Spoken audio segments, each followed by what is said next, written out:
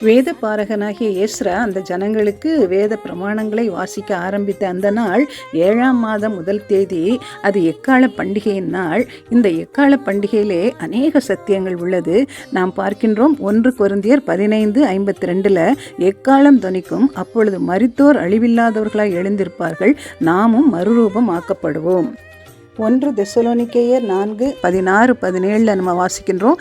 ஏனெனில் கர்த்தர் ஆரவாரத்தோடும் பிரதான தூதனுடைய சத்தத்தோடும் தேவ எக்காலத்தோடும் வானத்திலிருந்து இறங்கி வருவார். அப்பொழுது கிறிஸ்துவுக்குள் மரித்தவர்கள் முதலாவது எழுந்திருப்பார்கள். பின்பு உயிரோடு இருக்கும் நாமும் கர்த்தருக்கு எதிர்கொண்டு போக மேகங்கள் மேல் அவர்களுடைய ஆகாயத்தில் எடுத்துக்கொள்ளப்பட்டு இவ்விதமாய் எப்பொழுதும் கர்த்தருடனே கூட இருப்போம்.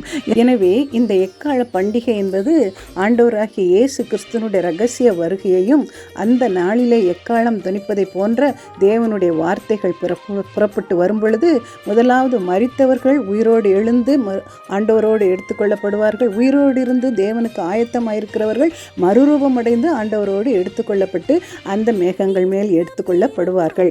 வெளிப்படுத்தின விசேஷத்திலேயும் 7 எக்காலங்களை குறித்த தரிசனங்களை யோவான் அப்போஸ்தலன் சொல்லுகிறதை பார்க்கின்றோம்.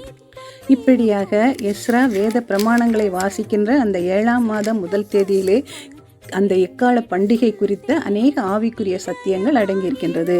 மீண்டுமாக நெகேமியா 8வது அதிகாரம் 13வது வசனத்தில் நம்ம பார்க்கின்றோம். மறுநாளில் ஜனத்தின் சகல வம்சத்தாரும் எல்லாரும் சேர்ந்து அந்த பிரமாணத்தை கேட்கும்படியாக மறுபடியும் கூடி வருகின்றார்கள். எனவே 7ஆம் மாதம் முதல் தேதியிலும் அவர்கள் வாசிக்க கேட்கிறார்கள், 2ஆம் தேதியிலும் வாசிக்க கேட்கின்றார்கள்.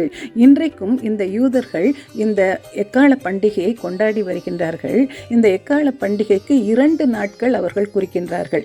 ஏனென்று சொன்னால் அந்த அமாவாசையை தொடர்ந்து வருகின்ற முதலாம் பிறையை யாராவது 2 ஆசாரியர்கள் பார்த்து அதை வெளிப்படுத்தி சொல்ற அந்த நாள் தான் அவர்கள் அந்த எக்கால பண்டிகையை ஆசரிக்க வேண்டும். எனவே 2 நாளில் ஏதாவது ஒரு நாள் அந்த எக்கால பண்டிகை ஆசரிக்கப்படும். இன்றைக்கும் நம்முடைய வழக்கத்திலேயும் இப்படியாக இஸ்லாமியர்கள் 2 நாட்கள் முன் குறித்து வைத்து அவர்கள் பண்டிகையை கொண்டாடுகிறார்கள்.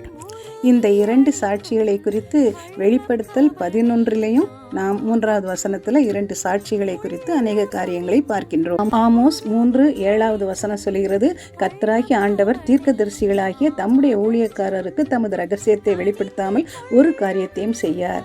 எனவே தேவனுடைய ரகசிய வருகையை குறித்தும் யாரோ 1-2 பேருக்கு முதலாவதாகவே தேவன் வெளிப்படுத்துவார். ஆனால் அது இன்ன நாளிகை என்று யாருக்கும் தெரியாது.